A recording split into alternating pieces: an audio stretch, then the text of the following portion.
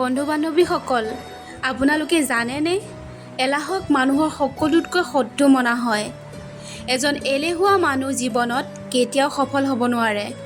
এই কাহিনীটো এলাহৰ বেয়া অভ্যাস আৰু আপোনাক স্বাধীন বনাবৰ বাবে হয়। কৃপা কৰি সম্পূৰ্ণ চাব বুলি আশা থাকিল। বন্ধু বান্ধৱীসকল, যিয়ে নহওক কাহিনীটোলৈ আগবাঢ়িছোঁ। এসময়ৰ কথা, এখন গাঁৱত এজন খেতিয়ক আছিল।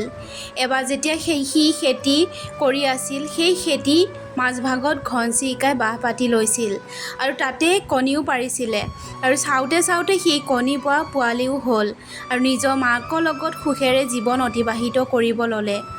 ঘনচিৰিকাই আহাৰ বিচাৰি সদায় জংঘললৈ গৈছিল। এদিন যেতিয়া জংঘলৰ পৰা নিজৰ বাহলৈ আহিছিল, তেতিয়া সি দেখিলে যে তাৰ পোৱালিকেইটা ভয়ত আছে। তেতিয়া ঘনচিৰিকাই পোৱালিকেইটাক সুধিলে, কি হ'ল বাচাহঁত, কিয় ভয় কৰি আছা? পোৱালিকেইটাই ক'লে, মা আজি খেতিয়ক আহিছিল আৰু কালিলৈ ধান কাটিব, তাৰ ল'ৰাক খেদাব। মা, আমি কি কৰিম? এতিয়াতো আমি উৰিবও পৰা হোৱা নাই। পোৱালিকেইটাই কথা শুনি মাক ঘনচিৰিকাই ক'লে, ভয় নকৰিবা মোহোনহঁত, কালি কোনো ধান কাটিব নাহে। আগৰ দিনা সেইটোৱে হ'ল, যি নেকি ঘনচিৰিকাই কৈছিল কোনো তাতে ধান কাটিব নাহিল।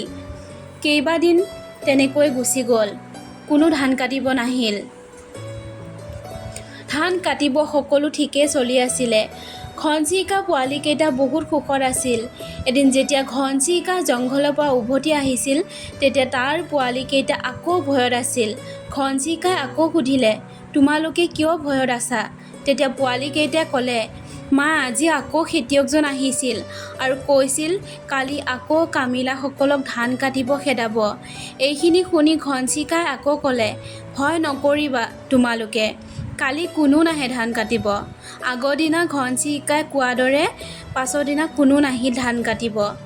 এদিন আকৌ যেতিয়া ঘনচিৰিকাই জংঘলৰ পৰা বাহলৈ উভতি আহিছিলে, তেতিয়া তাৰ পোৱালিকেইটাই ক'লে, মা আজি আকৌ খেতিয়ক আহিছিল নহয়। খেতিয়কজনে ধান কটাৰ কথা কৈছিল, কিন্তু আমি জানো কোনো নাহে ধান কাটিব, কাৰণ আগতেও কোনো নাহিলে। ঘনচিৰিকাই ক'লে, খেতিয়কে কি কৈছিল মোক গোটেইখিনি কোৱাচোন তোমালোকে। তেতিয়া পোৱালিকেইটাই ক'লে, মা খেতিয়কে কৈছিল মই আনক আশা কৰি বহুত সময় নষ্ট কৰিলোঁ আৰু মই কালি নিজে আহি ধান কাটিম। তেতিয়া ঘনচিৰিকাই ভয় খালে আৰু পোৱালিকেইটাক ক'লে, বাচাহঁত, আমি অতি সোনকালে এই স্থান এৰিবই লাগিব আৰু বেলেগ স্থানত আমাৰ বাহ পাতিব লাগিব, কিয়নো কালি খেতিয়ক ধান কাটিব নিশ্চয় আহিব। তেতিয়া পোৱালিকেইটাই ক'লে, কিন্তু মা খেতিয়কে এনেকৈ বহুতবাৰ কৈছে, কিন্তু আগতে কোনোদিন নাহিল। আপুনি কেনেকৈ গম পালে যে কালি খেতিয়ক ধান কাটিব নিশ্চয় আহিব? তেতিয়া মাক ঘনচিৰিকাই ক'লে, খেতিয়কে প্ৰথমবাৰ নিজৰ ল'ৰাৰ আশাত আছিল, দ্বিতীয়বাৰ কামিলাসকলৰ আশাত আছিল, আৰু যেতিয়া নিজৰ কামক আনক আশা কৰা হয় সেই কাম কেতিয়াও সম্পূৰ্ণ নহয়। কিন্তু তৃতীয়বাৰ নিজে কাটিম বুলি সিদ্ধান্ত লৈছে, যিহেতু কালি নিশ্চয় আহিব। তেতিয়ালৈ পোৱালিকেইটা উৰিব পৰা হৈ গৈছিল আৰু তাৰ পৰা উৰা মাৰি বেলেগ ঠাইলৈ বাহ পাতি ল'লে আৰু আগৰ দিনা খেতিয়কে পথাৰত আহিল আৰু ধান কাটিব আৰম্ভ কৰিল।